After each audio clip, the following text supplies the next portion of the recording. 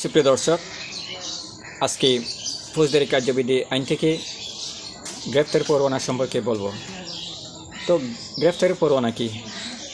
গ্রেফতারি পরোয়ানা হচ্ছে কোনো আসামিকে আদালতে হাজির হওয়ার জন্য সমন জারি করার পরও যখন কোনো আসামি আদালতে হাজির হন না, তখন উক্ত আসামিকে গ্রেফতার করে আদালতে হাজির করার জন্য বিজ্ঞ আদালতের বিচারকের লিখিত, স্বাক্ষরিত এবং সিলমোহরকৃত আদেশপত্রকে গ্রেফতার পরোয়ানা বলে। ফৌজদারি কার্যবিধি আইনের ৭৫(২) উপধারা PRB ৭৬৮ বিধি।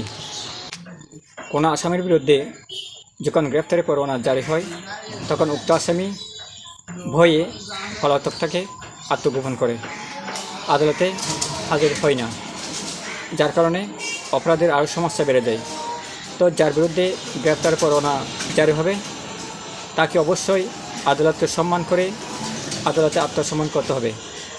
তো একজন বিশেষ আইনজীবীর মাধ্যমে অপরাধী বা আসামি আদালতে আত্মসমর্পণের পিটিশন বা আবেদন করতে পারবেন। বিজ্ঞ বিচারক যদি ইচ্ছা করলে অপরাধীকে জামিনে মুক্তি দিতে পারেন।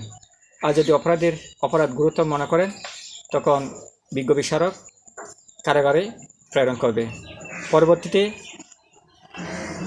অপরাধী বা আসামি আবারও বিশ্বস্ত আইনজীবীর মাধ্যমে বিজ্ঞ বিচারকের নিকট জামিনের আবেদন করতে পারবেন।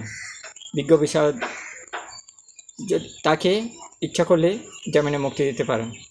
তো কোনো প্রকারই কারো বিরুদ্ধে যদি গ্রেফতার পরোয়ানা জারি হয়, ভয়ে আতঙ্কে না থাকে, আইনকে অশ্রদ্ধা না করে পলাতক থাকবেন না, যথাসম্ভব আদালতে আত্মসমর্পণ করবেন।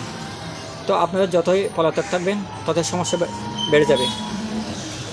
অবশ্যই পুলিশ আপনাকে গ্রেফতার করবেই এবং আদালতে হাজির করবে।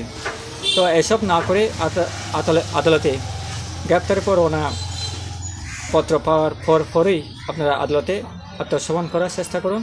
এটা আপনাদের মঙ্গল হবে। আল্লাহ হাফেজ।